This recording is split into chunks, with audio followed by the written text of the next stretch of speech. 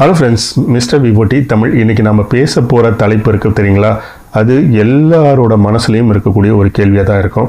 இதுக்கு முன்னாடி நான் தொடர்ச்சியாக பார்த்தீங்கன்னா ஒரே வீட்டில் 2 ராசிகள் இருந்தால் என்ன நடக்கும் அப்படின்ற காணொலியை நான் என்னோட சேனலில் போட்டுட்டு இருந்தேன். அந்த பார்த்தீங்கன்னா நிறைய பார்வையாளர்களை கவர்ந்தது, நிறைய வரவேற்பு கிடைச்சதுங்க.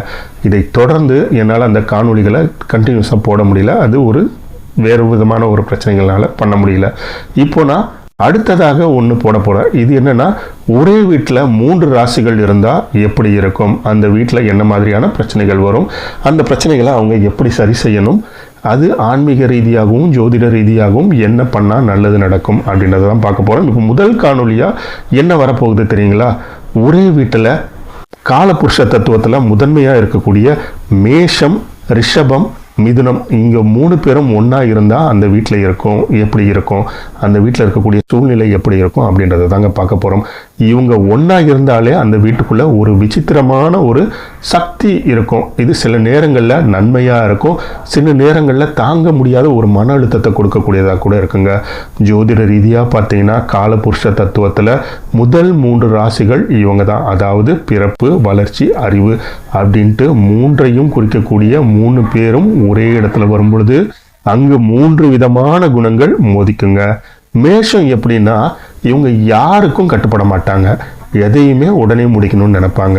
ஒரு போர்க்களத்தில் நிற்கிற ஒரு தளபதி மாதிரி எல்லாத்துக்கும் முன்னாடியே நின்று அந்த வீட்டோட அதிகாரத்தை தாங்கி பிடிக்கக்கூடியவங்களா இவங்க இருப்பாங்க. ஆனால் அதே வீட்டில் இருக்கக்கூடிய ரிஷபம் இருக்காங்க தெரியுங்களா? ரிஷபம் எப்படிப்பட்டவங்க தெரியுங்களா? அவங்க ஒரு பெரிய பாறை மாதிரி, இவங்களை யாராலையுமே அசைக்க முடியாது. மேஷம் எவ்வளவு வேகம் காட்டினாலும் ரிஷபத்தோட அந்த மௌனம் பிடிவாதமாக இருக்கும். அது மேஷத்தை ரொம்பவே திணறடிக்கும். இவங்க 2 பேருக்கும் நடுவில் இங்கே மிதுனம் அப்படின்ற ஒரு கேரக்டர் உள்ளே வந்ததுன்னு வச்சுக்கோங்க. இவங்க காற்று மாதிரி, இவங்க நினச்சா மேஷத்தோட நெருப்பை அணைக்கவும் முடியும், இல்லைன்னா அதை இன்னும் அதிகமாக ஊதி பெருசாக்கவும் முடியும். இவங்களுக்குள்ள ஏன் சண்டை அடிக்கடி வருது தெரியுமா? இவங்க 3 பேரும் வெவ்வேறு தத்துவங்கள், அதாவது நெருப்பு, நிலம், காற்று. இந்த 3 தத்துவமும் ஒன்றா சேரும்போது அங்கே ஒரு பிரம்மாண்டமான ஒரு மாற்றம் நடக்கும், அல்லது ஒரு நல்லது நடக்கும், இல்லைன்னா அது கெட்டதாக மாறுமா?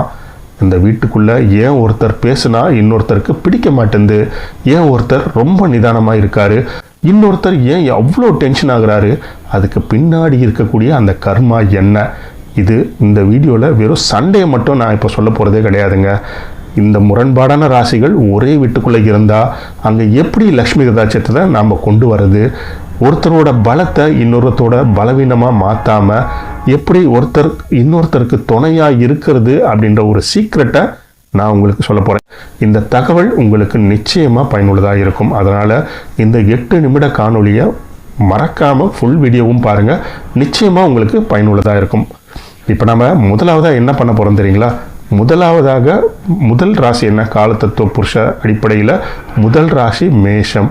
முதல்ல நம்ம வீட்டில் இருக்கக்கூடிய முதல் புள்ளி மேஷராசியை பற்றி தான் பார்க்க போகிறோம். வீட்டில் மேஷராசிக்காரங்க இருக்காங்கன்னா இந்த வீட்டோட என்ஜினே அவங்க தான்.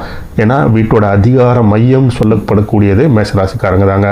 அது அவங்க வீட்டில் அப்பாவாக இருக்கலாம், அம்மாவாக இருக்கலாம், இல்லை பிள்ளையாக கூட இருக்கலாம். ஆனால் அதிகாரம் எப்போவுமே அவங்க கையில் தான் இருக்கும். ஜோதிட ரீதியாக இது ஏன் நடக்குது தெரியுங்களா? மேஷங்கிறது நெருப்பு தத்துவம், அதுவும் சாரம் கொண்டது, அதுவும் இயங்கிக்கிட்டே இருக்கக்கூடிய ஒரு ராசி. செவ்வாய் பகவானோட ஆதிக்கம் உள்ள ராசி. இதனால தான் இவங்க ரத்தத்திலேயே அந்த வேகம் இருக்குங்க. இவங்க ஒரு வேலையை நினச்சிட்டா அதை இப்போவே இந்த நிமிஷமே செஞ்சு முடிக்கணும்னு நினைப்பாங்க. ஆனால் அது வீட்டில் இருக்கிற மற்ற 2 ராசிகளான ரிஷபத்துக்கும் மிதுனத்துக்கும் பார்த்திங்கன்னா அதுதான் மிகப்பெரிய ஒரு தலைவலியாக இருக்கும். இப்போ நம்ம சொல்ல போகிறத நீங்கள் நல்லா கவனித்து பார்த்துருக்கலாம். ஏன்னா இது உங்கள் வீட்டில் கூட நடந்திருக்கலாம். மேஷராசிக்காரங்க வெளியில் பார்க்குறதுக்கு ரொம்ப கராரான ஆளாக இருப்பாங்க, கோவப்படுவாங்க, கத்துவாங்க. ஆனால் உண்மையிலேயே பார்த்தீங்கன்னா அவங்க மனசு ரொம்ப பச்சை குழந்தை மாதிரிங்க. இவங்க எதுக்காக கத்துறாங்க தெரியுமா? இந்த குடும்பத்தோட நல்லதுக்காகத்தான் இருக்கும். எல்லாருமே சுறுசுறுப்பாக இருக்கணும், நாம் என்ன எப்போவுமே மற்றவங்களை விட ஒரு படி முன்னாடி இருக்கணும் அப்படின்ற ஒரு எண்ணம் தான் அவங்களுக்கு எப்போவுமே இருக்கும். அதுதான் அவங்கள கோவப்பட வைக்குதுங்க. ஆனால் இது எப்படி தெரியுமா அவங்களுக்கு வெளியில் தெரியும்? இவங்க கோபப்படக்கூடியது, அதாவது இவங்க அன்பை வெளிக்காட்டக்கூடிய விதம் அது மற்றவங்களுக்கு தவறாக போயிடுங்க. ஏன்னா ஒரு விஷயத்த நல்ல எண்ணத்தில் தான் சொல்லுவாங்க, ஆனால் அது மற்றவங்க கிட்ட போய் சேரும் பொழுது இவங்க ஏதோ அதிகாரம் பண்ணுற மாதிரி தெரியும். அதனாலேயே மேஷராசிக்காரங்களுக்கு அந்த வீட்டில் ஒரு பேர் இருக்கும், என்னென்னா இவங்ககிட்ட எதுவுமே பேச முடியாது, பேசினா கத்திக்கிட்டே இருப்பாங்க, கோவப்படுவாங்க அப்படின்ட்டு ஒரு முத்திரையை குத்தி வச்சுருவாங்க. இதே பார்த்தீங்கன்னா உங்கள் வீட்டில் இருக்கக்கூடிய அந்த ரிஷபராசிக்காரங்களை பாருங்களேன். மேஷராசிக்காரங்க ஒரு விஷயத்த சொல்லி இந்த இடத்துக்கு நம்ம கிளம்பு அப்படின்னு சொல்லும் பொழுது அந்த ரிஷபராசிக்காரங்க எதையுமே காதில் வாங்கிக்காமல் அப்போ தான் மெதுவாக ரெடி ஆகுவாங்க. இங்கே வா சீக்கிரம் போகலாம் அப்படின்ட்டு அப்பா கூப்பிட்றாருன்னு வச்சுக்கோங்களேன். அம்மா அப்போ தான் எடுத்து சீப்பு வச்சு தலையை வர ஆரம்பிப்பாங்க. இதை பார்த்த உடனே அப்பாவுக்கு ரொம்ப டென்ஷன் ஆகிடும். நான் இவ்வளோ சீக்கிரம் போகலான்னு கிளம்பு அப்படின்ற, நீ வேகமாக கிளம்பாமல் அப்போ தான் மெதுவாக சீப்பு வச்சு தலையை வாரிட்டு இருக்கே அப்படின்ற மாதிரி மேஷராசி அப்பா கோவப்பட ஆரம்பிச்சிருவாருங்க. இது நிறைய வீட்டில் நடந்திருக்கும், உங்களுக்கும் அது கண்டிப்பாக நடந்திருக்கும். பாருங்கள், யோசிச்சு பாருங்கள், நடந்திருக்கும். ஏன்னா மேஷம் எப்பவுமே வேகமான ஒரு விஷயத்த செய்யக்கூடிய ராசி, ஆனால் ரிஷபம் நிதானமாக நிதானமாக செய்யக்கூடியது. இப்படி இருக்கும்போது தான் இவங்களுக்குள்ள ஒரு சண்டையே உருவாகும். இது ஒரு சின்ன விஷயமா தான் இருக்கும் பார்க்குறதுக்கு, ஆனால் அது அவங்களுக்குள்ள நடக்கக்கூடிய ஒரு மோதலுக்கான தொடக்கமாக கூட இருக்கலாம். இதே மாதிரி மிதுன ராசிக்கிட்ட மேஷம் ஒரு வேலையை சொல்லும் பொழுது மிதுனம் என்ன தெரியுமா சொல்லும், நான் ஏன் இந்த வேலையை செய்யணும், வேற மாதிரி செய்யலாமே அப்படின்னு கேள்வி கேட்பாங்க. மேஷம் ஏற்கனவே பத்திக்கிட்டு எரியிற நெருப்பு, இதில் மிதுனம் எப்படி, அது ஒரு காத்து ராசி. மிதுனம் மேஷத்துக்கிட்ட என்ன சொல்லணும், எதுவும் கேள்வி கேட்காம நான் கிளம்புறேன் அப்படின்னு சொன்னால் பரவாயில்ல. ஆனால் மிதுனம் என்ன பண்ணோம், நான் ஏன் இந்த வேலையை செய்யணும், நான் வேற மாதிரி செய்யலாமே அப்படின்னு சொல்லும் பொழுது மேஷத்துக்கு என்ன ஆகும், எரியிற நெருப்புல காற்றை வச்சு, அதாவது புல்லாங்குழ ஊதுகுழலை வச்சு ஊதுனா எப்படி வரும், காற்று இன்னும் வேகமாக வந்ததுன்னா நெருப்பு வேகமாக எரிய ஆரம்பிச்சிடும். அது மாதிரி நெருப்பை இன்னும் பெருசாக்கி விட்டுருங்க. யார், மேஷத்தோட அந்த நெருப்பை மிதுனம் இவங்க கேட்குற எதிர்கேள்விகளினால பெருசாக்கிடும். ஆன்மீக ரீதியாக பார்த்தீங்கன்னா மேஷங்கிறது அகங்காரத்தின் ஆரம்பம், ஆன்மாவின் வீரியம். இவங்க தான் அந்த வீட்டில் இருக்கிறது எதுக்குன்னா மற்றவங்களை இயக்கி அவங்கள முன்னுக்கு கொண்டு போகிறதுக்கு தாங்க இந்த மேஷம் அந்த வீட்டில் இருக்குது. ஆனால் அதை மற்றவங்க புரிஞ்சுக்கிட்டோம், அதை மற்றவங்க புரிஞ்சுக்கிட்டாதான் இந்த மேஷத்தோட உண்மையான பயன் மற்றவங்க எல்லாருக்குமே கிடைக்குங்க. ஆனால் இந்த வீட்டில் இருக்கிற மேஷராசிங்க என்ன தெரியுமா புரிஞ்சுக்கணும், இவங்க எப்பவுமே நீங்கள் அடுத்தவங்க கிட்ட கோவப்படாமல் நீங்கள் அமைதியாக இருக்கணும். அவங்க பேசுகிறத நீங்கள் உள்வாங்கிட்டு அப்புறம் நிதானமாக சொல்லுங்கள். அவங்க மனசுக்குள்ளே இருக்கிற அன்பு அப்போ தான் மற்றவங்களுக்கு வெளியில் தெரியுங்க. இந்த அன்பு யாருக்கும் தெரியாமல் போயிடுச்சுன்னா அது வேலைக்கே ஆகாதுல்ல.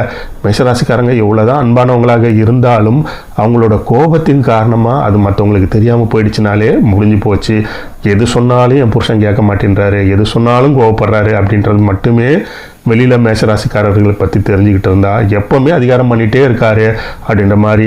அம்மாவும் சரி, பையனாக இருந்தாலும் சரி, பொண்ணாக இருந்தாலும் சரி, எங்கள் அப்பா எப்போவுமே ஸ்டம்பனாக இருப்பார், அதிகாரம் பண்ணுறது மட்டும்தான் அவரோட வேலைன்ற மாதிரி உங்கள் வீட்டில் இருக்கிறவங்க சுற்றி இருக்கிறவங்க நினச்சிட்டாங்கன்னா அங்கேயே உங்கள் உழைப்புக்கு கிடைக்க வேண்டிய அங்கீகாரம் எல்லாமே போயிடும். ஏன்னா நீங்கள் கஷ்டப்படுறதே உங்கள் குடும்பத்துக்காக தான்.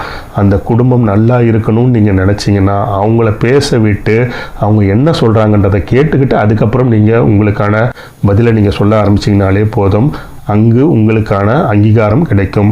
மேஷராசிக்காரங்க நினைக்கிறது எல்லாம் சரிதாங்க, ஆனால் அதை அவங்க சொல்கிற விதம் இருக்குது பார்த்தீங்களா, அங்கே தாங்க அவங்க தோற்று போயிடுறாங்க.